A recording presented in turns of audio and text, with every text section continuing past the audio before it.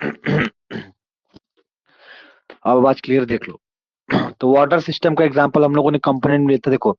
अब इसके अंदर देखा जाए वाटर सिस्टम के अंदर क्या हुआ है, तो एक ही चीज, लेकिन इसके फेज कितने हैं। कहोगे वाटर को जब हम देखेंगे तो आइस में भी कन्वर्ट हो सकता है, फिर उसके बाद आइस के बाद वो वाटर बन सकता है, वाटर वेपर गैसियस फॉर्म में भी चेंज हो सकता है। कहोगे तो हमारे पास क्या इसका जो फेज देखा जाए तो यहाँ पे वाटर के 3 फेज है।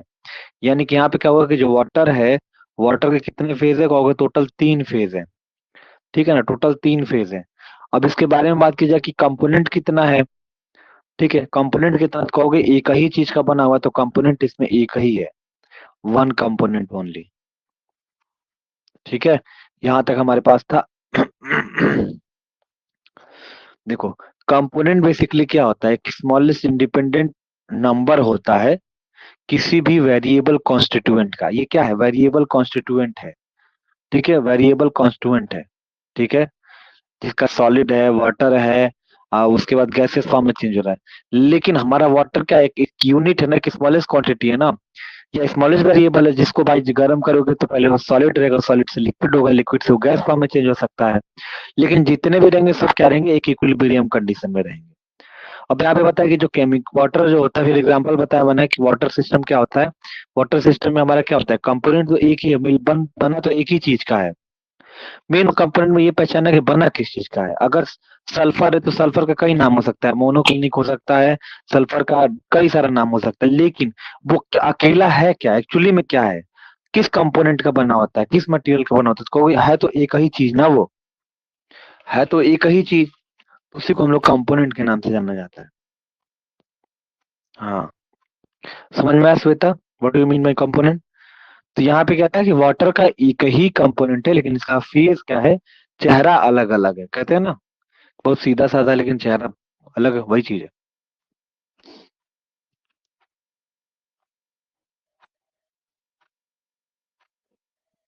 ये तो true। चावल दाल भात है पाव, खाने को तुरंत हम निकल लेंगे, फार्म जमा करना है।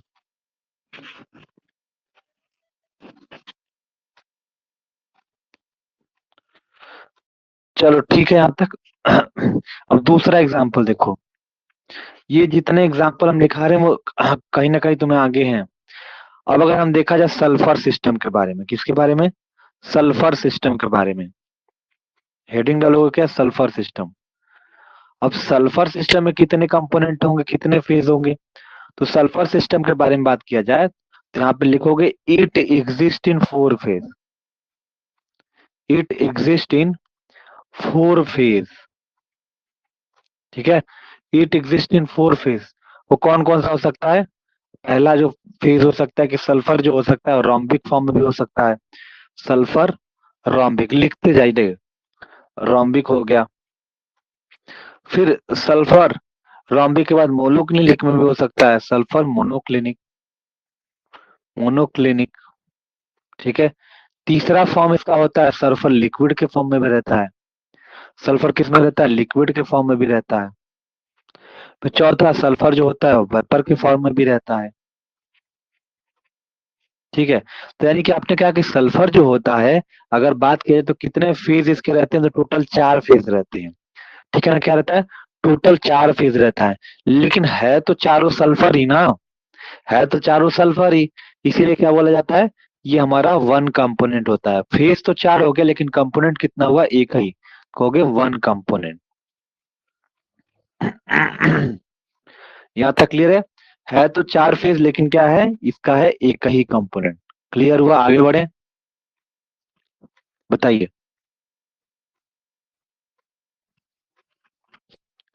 अमन क्लियर है।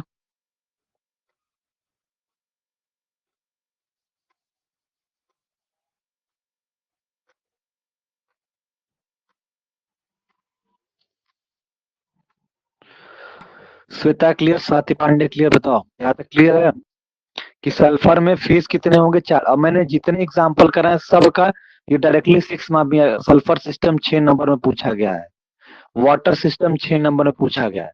तो जानना जरूरी है कि कितना फेज होता है, कितना कंपोनेंट होता है, कंपोनेंट किसको बोलते हैं, फेज किसको बोलते हैं। समझ में आया? ये सल्फर एक ही, कहोगे ना कि एक ही कंपनी का प्रोडक्ट है। ठीक है, कंपनी एक ही है लेकिन अलग अलग चार प्रोडक्ट अलग अलग बनाई है। तो एक एक कंपोनेंट तो एक ही है, चार फेज अलग अलग है। या कह सकते हो है तो सारे सल्फर ही है ना, तो कंपोनेंट क्या हुआ, सल्फर ही हुआ। भाई इसको गैस फॉर्म में गर्म कर दो, लिक्विड फॉर्म में रहेगा, रॉम्बिक फॉर्म में रहेगा, मोनोक्लिनिक फॉर्म में रहेगा।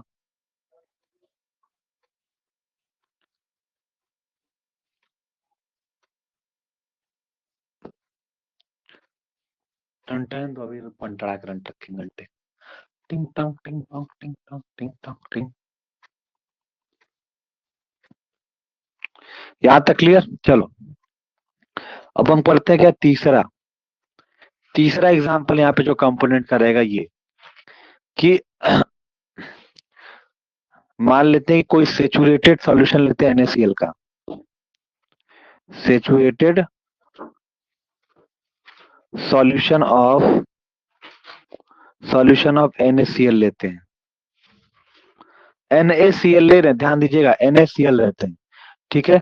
और जो NaCl लेते हैं, सेचुरेटेड सॉल्यूशन लेते हैं, तो अगर इसके बारे में अगर बात किया जाए तो देखो जो NaCl है उसमें कितना फेज हो सकता है।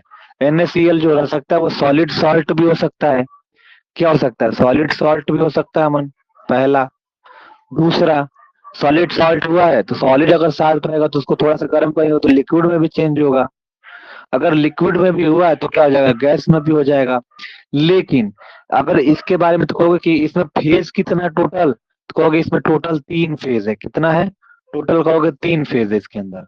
अच्छा 3 फेज तो है, लेकिन क्या इसमें सोडियम है और क्लोराइड है, तो क्या कहोगे कि दो एलिमेंट का मिलकर बना है। किसका बना है, सोडियम क्लोराइड का बना हुआ है। ठीक है, ठीक है। अगर सोडियम क्लोराइड नहीं लिखोगे, कहोगे सोडियम क्लोराइड लिए हैं, अगर सॉलिड लिक्विड गैस में हुआ तो कम से कम पानी तो बनेगा ना। तो ये कह सकते हो ना कि सोडियम तो क्लोराइड हाइये है और प्लस वाटर भी ले रहे इसके अंदर, तो कंपोनेंट कितना है इसके अंदर, तो टोटल कहोगे यहाँ पे दो ठो कंपोनेंट है। क्या है, दो कंपोनेंट यहाँ बनता हुआ दिखाई दे रहा है। यानी कि सोडियम क्लोराइड अपना अलग है और पानी जो बन रहा है तो वाटर मॉलिक्यूल है, तो यहाँ पे दो कंपोनेंट यहाँ पे। यहाँ तक आपको समझ में आया।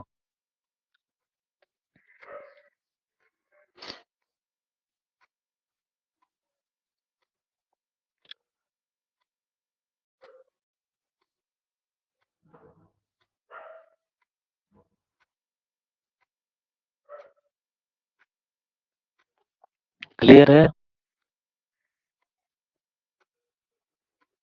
बताइयो।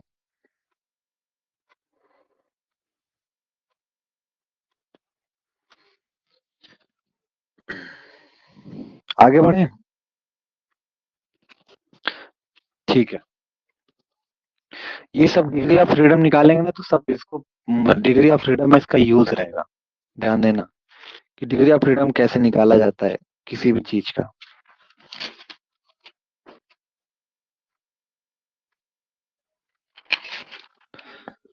चलो आगे बढ़ते हैं।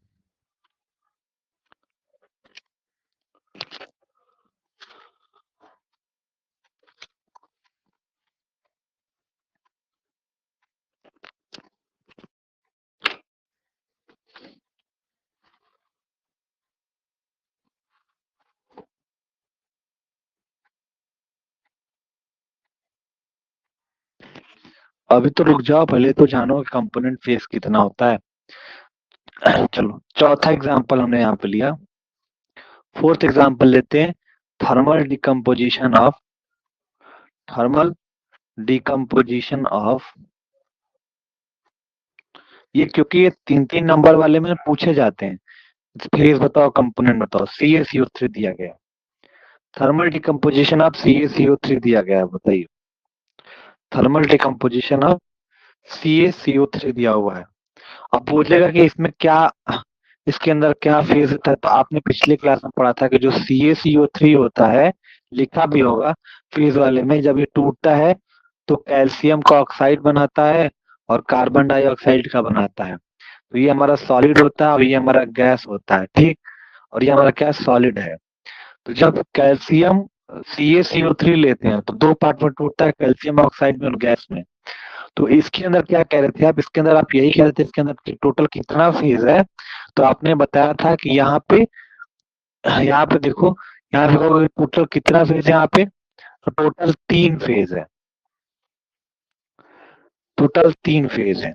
और वो 3 फेज किसके किसके कहोगे, एक CaCO3 का सॉलिड है, फिर कैल्शियम ऑक्साइड का सॉलिड है, और उसके बाद कार्बन डाइऑक्साइड का गैस फॉर्म है। यही 3 तुम्हारे पास है। अब यहाँ पे पूछेंगे कंपोनेंट कितना है, ठीक है ना। अगर पूछेंगे कंपोनेंट कितना है, अगर कोई पूछता है कि क्या कंपोनेंट इसका है, तो कहोगे कि यहाँ पे जो कंपोनेंट है, वो कंपोनेंट यहाँ पे 2 हैं। कौन कौन से कहोगे, एक कैल्शियम कार्बोनेट का सॉलिड है, और टूटने के बाद क्या होता है, कैल्शियम ऑक्साइड बना दे रहा है, ठीक है ना। क्या बना दे रहा है, कैल्शियम ऑक्साइड बना दे रहा है। वही हमारा एक दूसरा बना दे रहा है। तो बताओ यहाँ पे क्या है, 2 कंपोनेंट है, तभी तो गैस में कन्वर्ट हो रहा है। 2 कंपोनेंट कौन कौन से, तो ए वाला बताओगे कैल्शियम कार्बोनेट है, और दूसरा क्या है, कैल्शियम ऑक्साइड है, ठीक है। ये भी सॉलिड में है और ये भी सॉलिड में, लेकिन कंपोनेंट कितने हैं, 2 कंपोनेंट है यहाँ पे। यहाँ तक कोई दिक्कत, कोई परेशानी।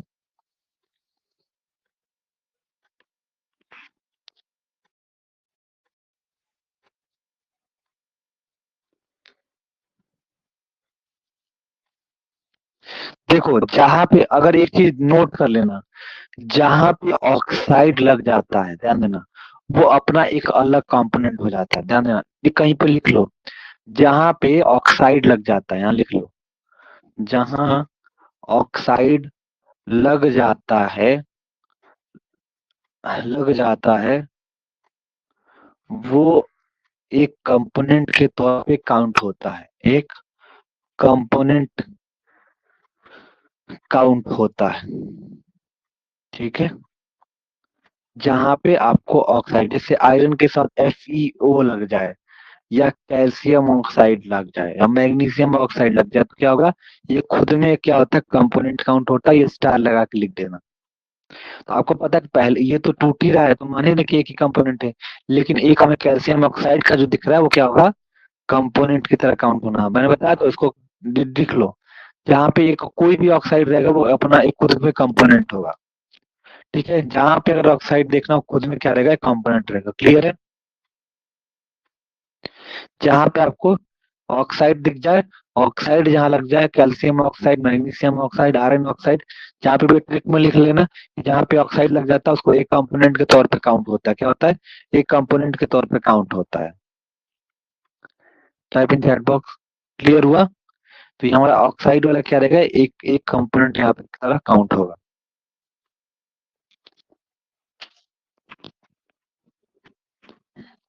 ये रिकॉर्डिंग में लोग बाहर के देखेंगे तो नहीं मालूम चलेगा किसको क्या बोलते हैं, तो आधा गोल होगा। ठीक है, अब देखो नेक्स्ट एग्जांपल लेंगे, तुम लोग बता लोगे इसके अंदर।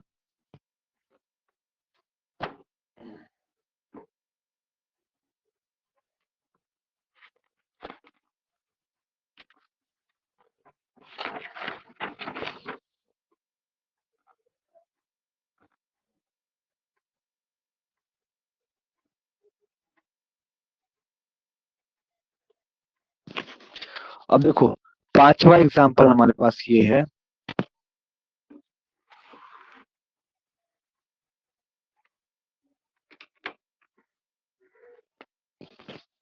पांचवा हमारे पास एग्जांपल क्या है, देखो ये है कि अगर हम लोग ये लेते हैं, रिएक्शन दिया जाता है, Fe दिया जाता है, उसका रिएक्शन लोग पानी के साथ कराते हैं, H2O के साथ, तो हमारा क्या बनता है, Fe ऑक्साइड बनाता है, और प्लस आपको पता है H2 गैस बनाता है, ठीक है ना। ये हमें रिएक्शन कर दिया जाता है। Fe क्या है, सॉलिड है, आयरन सॉलिड है, वाटर क्या है, गैस है, और Fe ऑक्साइड क्या है, ये सॉलिड है, और ये क्या है, गैस है।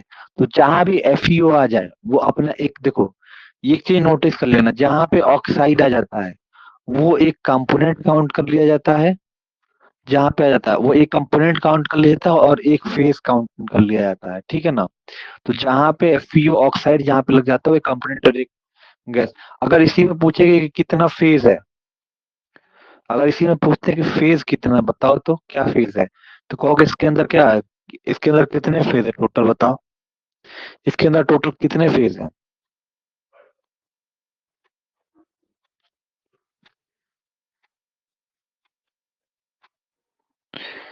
मेन आपको ये बताना है कि ऑक्साइड जब रहेगा तो आपको क्या करना है, आपको सिंपल यहाँ पे करना ये है कि आपको यहाँ पे बस ये कंसीडर करना है कंपोनेंट के तौर पे। अब बाकी फेज अपने मन से काउंट कर लो कितना है। सॉलिड कितना है, दो ठो। गैस कितना है, सॉलिड दो ठो है। और हमें क्या मिला, एक लिक्विड के फॉर्म में एक गैस के फॉर्म में। टोटल कितने फेज है, टोटल 3 फेज है।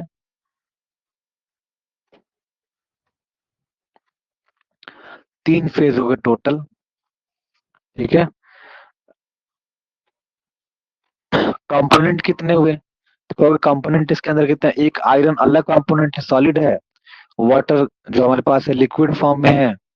और उसके बाद हमारे पास क्या हो गए, और Fe ऑक्साइड जो होता है वो अकेले में कंपोनेंट रहता है। टोटल यहाँ पे कंपोनेंट कितना, 3 कंपोनेंट हो गए। 3 कंपोनेंट हो गया और 3 क्या हो गया, फेज हो गया। हाँ H2 आयरन के साथ H2 एज अ गैस लिया गया है यहाँ पे।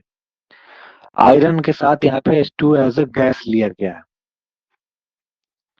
ठीक है ना, आयरन के साथ H2 एज अ गैस लिया गया, गैस। इसीलिए तब हमारे पास फेज क्या होगा, 3 ही हो जाएगा, क्योंकि H2 भी गैस है। H2O से ही H2 में गया है, H2O से H2 में गया है, तो वो एक गैस की तरह एक ही कंसीडर किया जाएगा दोनों मिला के। तो टोटल यहाँ पे 3 फेज है, 3 कंपोनेंट है। अगर यहीं पे तुम्हें बोल दूं डिग्री ऑफ फ्रीडम निकालो तो फॉर्मूला क्या होता है पता है? डिग्री ऑफ फ्रीडम निकालने का फॉर्मूला क्या होता है, अगर तुम लोग को पता होगा तो आपने पढ़ा है कि डिग्री ऑफ फ्रीडम निकालने का फॉर्मूला होता है F बराबर में C-P+2 होता है। कंपोनेंट हमारे पास कितना है, कंपोनेंट यहाँ 3 है, फेस कितना है, 3 है, +2। 3 में से 3 क्या गया, 0, यानी कि डिग्री ऑफ फ्रीडम जो निकल के आया वो सिर्फ 2 निकल के आया। क्या निकल के आएगा, 2। इसके पीछे वाले में भी कर लो।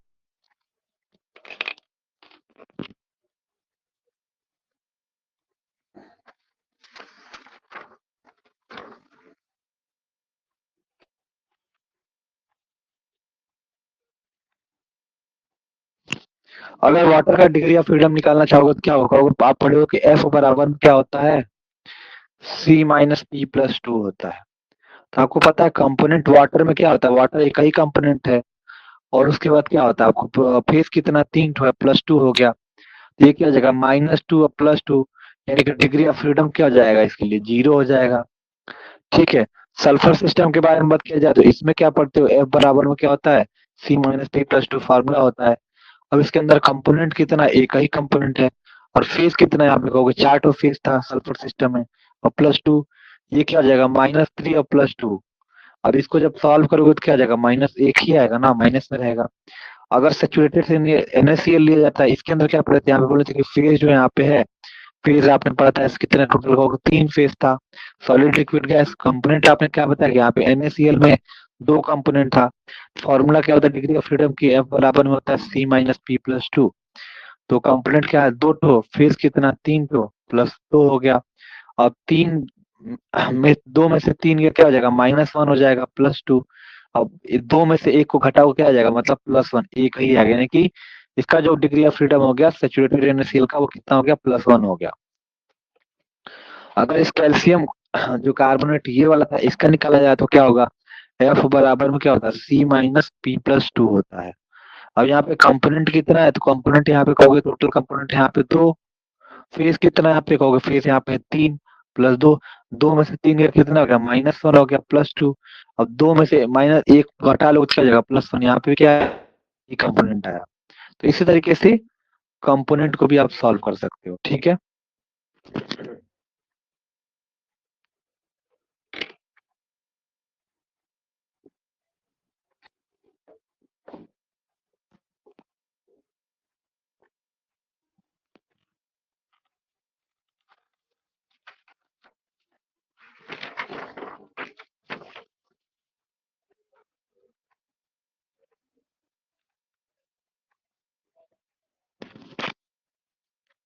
आवाज क्लियर आ रही है, type in chat box, video visible है। देखो मैं जितना एग्जांपल करा है ये सारा मेन कैंपस में करा है, आना हो तो इसी में से एग्जांपल देंगे, एक भी बाहर नहीं जाएगा। ठीक है, चलो छठा वाला एग्जांपल जो तुम्हें कराया गया था कैंपस के अंदर वो देखो, NH4Cl का डिसोसिएशन।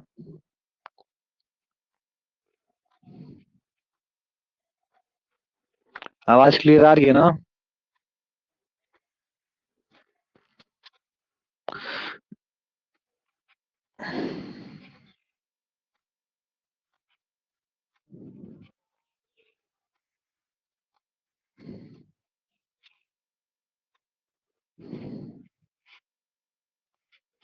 टाइप पे चैट बॉक्स, आवाज क्लियर है?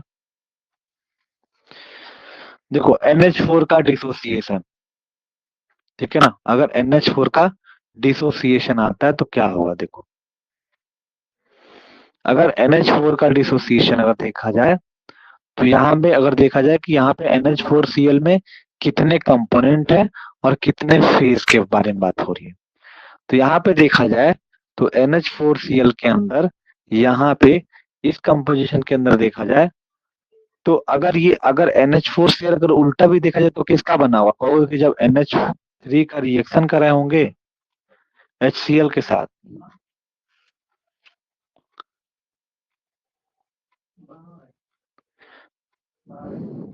तो यहाँ पे क्या होगा? दो, अरे भाई क्या हुआ?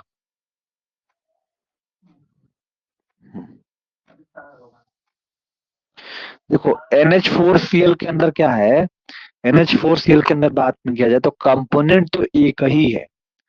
क्या देखने के लिए मिल रहा है? कंपोनेंट तो एक ही है, एक कंपोनेंट है, ठीक है। अगर फेज के बारे में बात किया जाए तो फेज कितना है टोटल इसके अंदर NH4Cl के अंदर? कहोगे ये सॉलिड है, और जब सॉलिड टूट रहा है तो दो गैस बना रहा है, यानी कि यहाँ पे फेज कितना? दो ही है, एक सॉलिड है और एक गैस है। तो फेज कितना है? यहाँ पे कहोगे दो फेज है। क्या है? दो फेज है। देखो कंपोनेंट क्या है? एक ही है भाई, NH4Cl टूट रहा है दो पार्ट में। अब भाई ऑक्साइड थोड़े बन रहा है कि एक काउंट कर लेंगे। तो एन यहाँ पे कंपोनेंट क्या है? एक ही है, एक ही से टूट रहा है दो में। और क्या बन रहा है? दो तो फेज है, एक तो सॉलिड है और जो टूट रहा है तो दो गैस में टूट रहा है। तो यहाँ पे क्या है? एक कंपोनेंट है और क्या है? दो फेज है। यहाँ तक समझ में आया NH4Cl में? बताओ, कर लोगे? NH4Cl में अगर कोई पूछेगा तो यहाँ पे क्या है? ये सॉलिड है और दो क्या है? हमारे पास गैस मॉलिक्यूल है। तो हमारे पास फेज कितने हो गए? कहोगे एक सॉलिड फेज हो गया और एक गैस फेज हो गया, दो फेज हो गए। लेकिन कंपोनेंट हमारा कितना है? एक ही कंपोनेंट है। एक कंपोनेंट कितना है? एक कंपोनेंट है। तो अगर डिग्री ऑफ फ्रीडम निकालना चाहोगे तो एफ बराबर में क्या होता है? C-P+2 होता है। कंपोनेंट कितना है यहाँ पे? कहोगे एक ठो। और फेज कितना है? दो ठो, +2। इसको करो तो क्या आ जाएगा कि दो में से एक को माइनस करो, क्या होगा? -1 +2 हो गया। अब दो को में से एक को घटा लो तो कितना हो गया? एक आ गया, यानी कि डिग्री ऑफ फ्रीडम कितना है? 1 आया। समझ में आया? All clear? अमन स्टार्टिंग से देखोगे तब समझ में आएगा।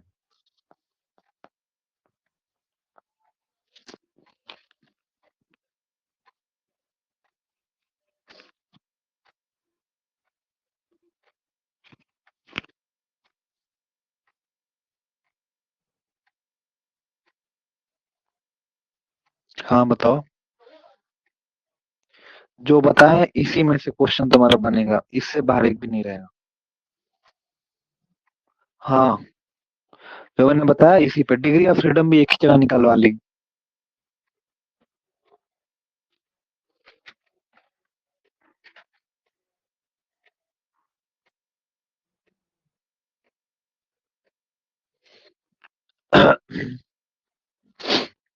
ठीक है, अब हेडिंग डालो, definition of degree of freedom.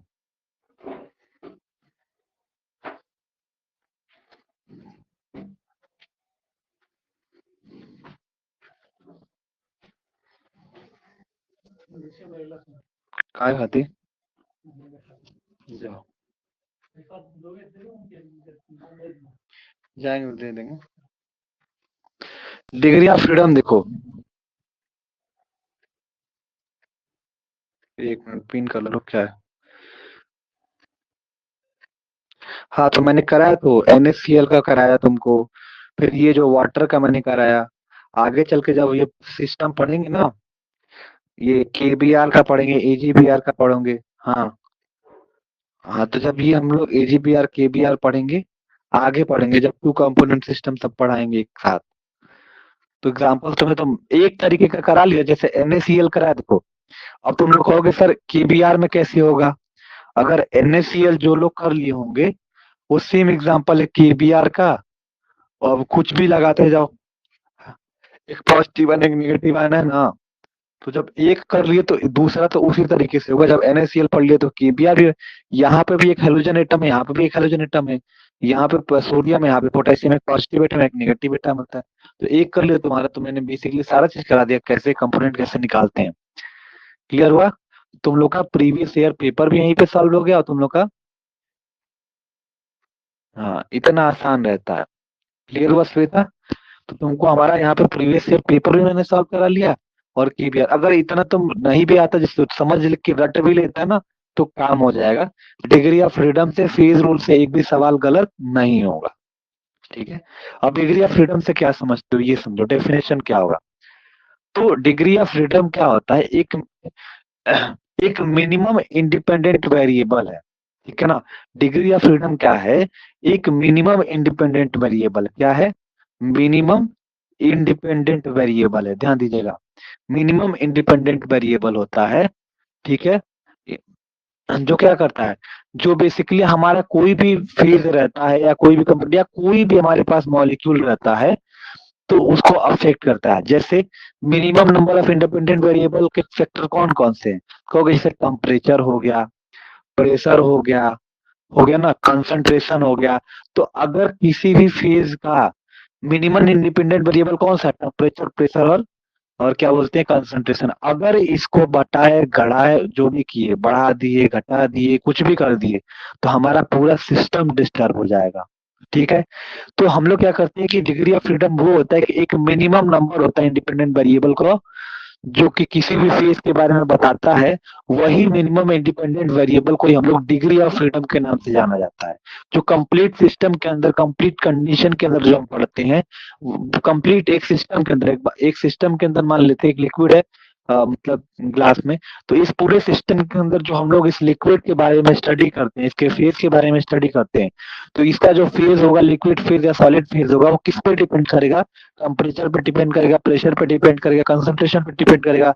तो वो जो मिनिमम नंबर इंडिपेंडेंट वेरिएबल का है इस पूरे सिस्टम के अंदर, उसी के स्टडी को या उसको ही हम लोग डिग्री ऑफ फ्रीडम के नाम से जाना जाता है। ठीक है? वही चीज जो मैंने बताया आपको, यही लिखेंगे हम कि इट इज डिफाइंड एज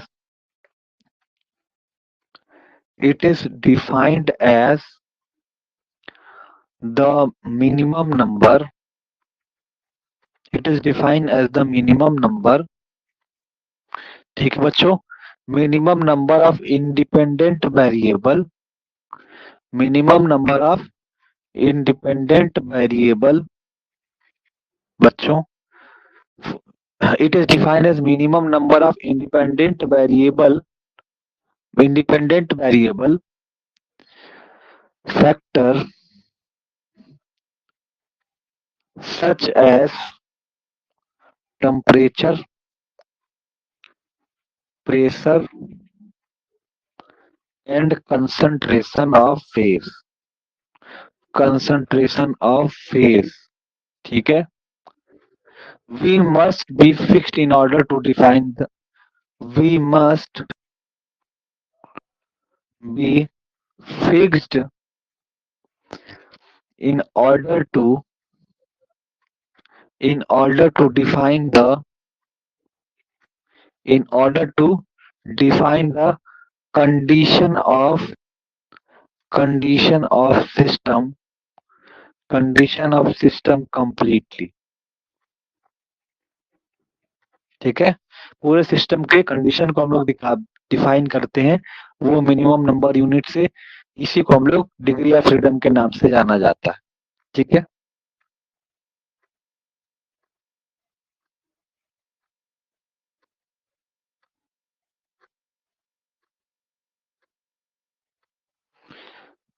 यहाँ तक क्लियर है सभी लोग को?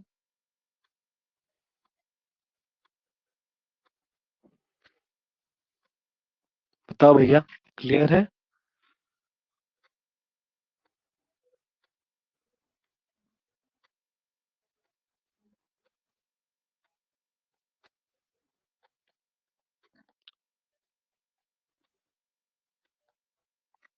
अमन, स्वाति।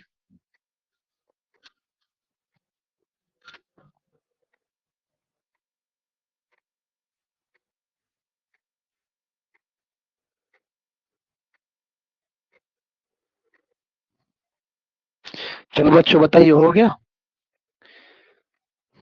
तो ये आपका डिग्री ऑफ फ्रीडम होता है। और चीज का आपको निकलवाऊंगा, एसिडिक एसिटिक एसिड का, और 3-4 मॉलिक्यूल और हैं। ठीक है, तो इस क्लास को यहीं पे रोक दो, काफी बड़ा हो जाएगा, थोड़ा हमें यूनिवर्सिटी भी निकलना है। हम लोगों ने मैक्सिमम कैलकुलेशन, हम लोग डिग्री ऑफ फ्रीडम, आपको यही एग्जांपल जो था वो निकलवाते, आप 20 मिनट और लेता। तो मैंने उसी एग्जांपल में फेस कंपोनेंट बना के तुमको डिग्री ऑफ फ्रीडम पहले ही लिखवा दिए हैं। तो आप उस एग्जांपल को इसके नीचे आप कर सकते हो, फाइनल कैलकुलेशन। ठीक है, इसके बाद हम लोग अपना मेन पॉइंट में कल से बढ़ेंगे। ये मतलब मेन तो हमारा सब चल रहा है, मतलब अब ग्राफिकल पे पढ़ेंगे, one component system and two component system. ठीक है, यहाँ तक क्लियर हुआ? यहाँ तक कर लीजिएगा, और 2-4 एग्जांपल आपको अनसॉल्व से हम और देख के करा लेंगे, इसके अंदर का डिग्री ऑफ फ्रीडम कैसे निकालते हुए पूछा गया है। ध्यान देना, बहुत पूछा गया है। तो लेफ्ट कर जाओ यहाँ पे। स्वाति और श्वेता लिख के हमको ग्रुप में फॉरवर्ड कर देना आज की क्लास का।